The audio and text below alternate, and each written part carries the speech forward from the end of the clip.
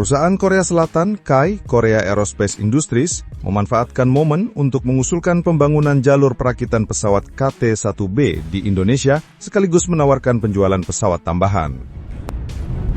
Salam hormat dan salam semangat untuk seluruh pencinta dunia aviasi, rekan-rekan Dirgantara, dan para penjaga langit Nusantara yang saya banggakan. Hari ini, saya ingin berbagi sebuah kisah menarik tentang pesawat yang ukurannya kecil, tapi jasanya besar. Namanya KT-1B Wongbi. Kedengarannya lucu ya, kayak nama lebah. Tapi jangan tertipu, Wongbi ini bukan lebah yang sekadar berdengung manja di taman. Ia adalah lebah tempur, salah satu garda depan dalam melatih para pilot tempur TNI AU, calon-calon penakluk langit Indonesia. Jadi ceritanya begini, sejak tahun 2003, Indonesia sudah mulai menerima pesawat latih dasar buatan Korea Selatan, namanya KT-1B Wongbi. Jumlahnya berapa? 20 unit. Nah, buat yang belum tahu, ini adalah pesawat yang dipakai para calon pilot TNI AU untuk latihan sebelum naik ke pesawat-pesawat gede, macam T-50I atau bahkan F-16. Istilahnya Wongbi ini kayak bangku SMA sebelum masuk universitas jet tempur. Tapi begini Bapak Ibu, pesawat itu seperti manusia juga, punya umur. KT-1B yang sudah terbang sejak awal 2000-an, itu sekarang mulai menunjukkan tanda-tanda keriput.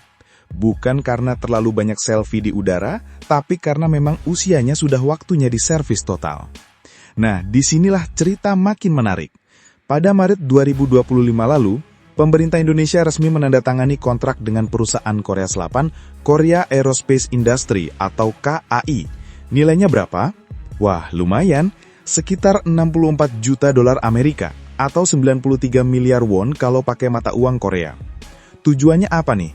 Untuk memperpanjang umur KT-1B kita agar bisa terus terbang gagah bahkan 15 hingga 20 tahun ke depan.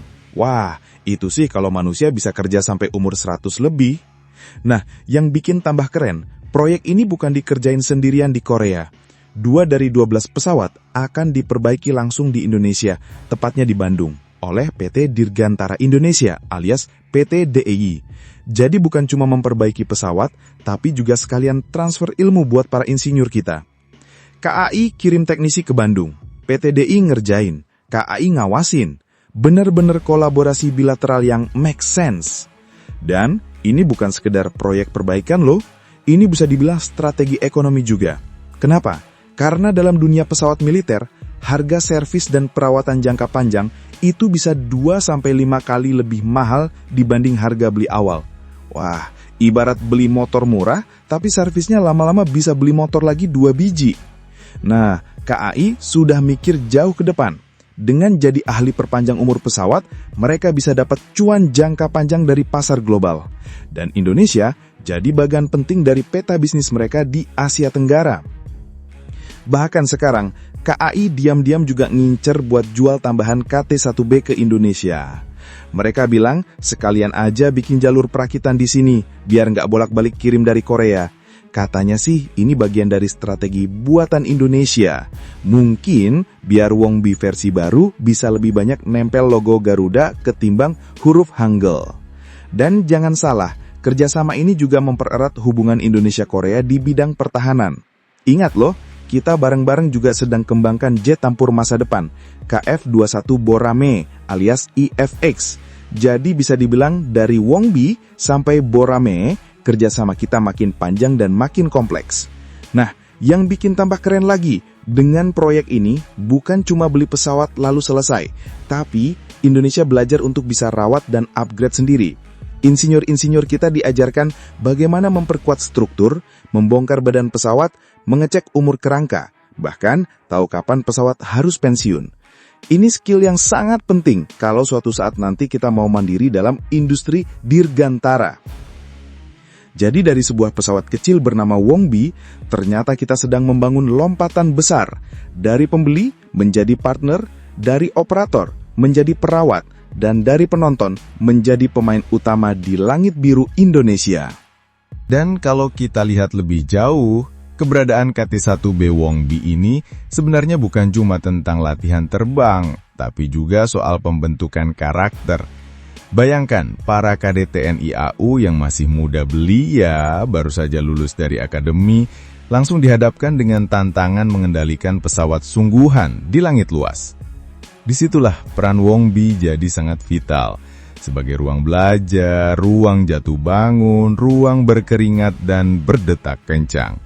Wong-bi bukan cuma mesin terbang, tapi juga guru pertama mereka di udara. Bahkan banyak pilot tempur senior TNI AU hari ini yang pertama kali merasakan udara dari balik kanopi kokpit ya di pesawat ini. Ada yang bilang, kalau kamu bisa menaklukkan Wong-bi dengan baik, kamu sudah setengah jalan menuju jadi kesatria langit. Dan itu bukan omong kosong. Manuver dasar, penguasaan instrumen, latihan formasi, semuanya dibentuk dari kursi belakang Wong-bi.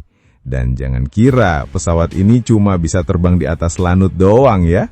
Wong-bi juga pernah ikut tampil di berbagai demo udara, termasuk saat perayaan HUT TNI AU dan pameran Dirgantara Internasional. Lincah, ramping, tapi tetap gagah.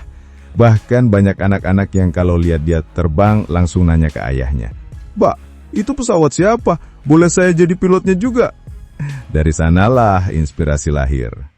Apalagi sejak ada kerjasama dengan Korea, Wong-bi juga mulai punya adik-adik angkat jet latih T-50I misalnya, yang jauh lebih cepat dan lebih canggih. Tapi tetap saja tanpa fondasi dari Wong-bi, para pilot tidak bisa langsung loncat ke jet-jet generasi lanjut itu. Wong-bi jadi seperti rumah pertama mereka, tempat belajar cara mengendalikan tidak hanya pesawat, tapi juga emosi, fokus, dan rasa percaya diri. Dan proyek perpanjangan usia ini, selain memperpanjang umur pesawat, secara tidak langsung juga memperpanjang umur kedirgantaraan Indonesia. Karena setiap pesawat yang kembali aktif berarti satu peluang lagi buat mencetak pilot baru. Satu peluang lagi buat mempertahankan kedaulatan. Satu peluang lagi buat anak bangsa melangkah ke ketinggian. Itu sebabnya, kehadiran teknisi-teknisi KAI di Bandung ini bukan hanya membawa alat-alat servis, tapi juga membawa pengetahuan. Proses permajaan KT-1B di PT-DI ini ibarat membuka isi otak pesawat, melihat bagaimana ia berpikir, bergerak, dan bereaksi. Bagi para insinyur kita, ini seperti kuliah langsung dari dosen Korea, tapi dengan bahan praktik real time, dan muridnya bukan pakai modul, tapi pakai pesawat beneran. Dan siapa sangka dari proyek yang tampaknya cuma perawatan, efeknya bisa menjalar kemana-mana. Dari pembentukan SDM, penguatan industri lokal, hingga diplomasi pertahanan regional. Bahkan sekarang, pembicaraan soal perakitan lokal KT-1B makin sering terdengar. Kalau ini terjadi, bisa saja Wong-bi generasi berikutnya benar-benar lahir dari rahim Indonesia, made in Bandung, terbang untuk Nusantara. Kalau dibilang, ini mungkin seperti kisah seekor lebah yang lahir di luar sarang, tapi kini pulang membawa madu. Dan madunya bukan sekedar rasa manis, tapi penuh ilmu, kekuatan, dan harapan. Thanks banget buat yang udah nonton sampai habis. Kalau suka, ya di-like aja. Kalau merasa cocok, langsung subscribe. Dan kalau jempol udah gatal pengen ngetik, antem aja tuh kolom komentar. Mau debat? Boleh. Mau bercanda? Gas. Yang penting sopan.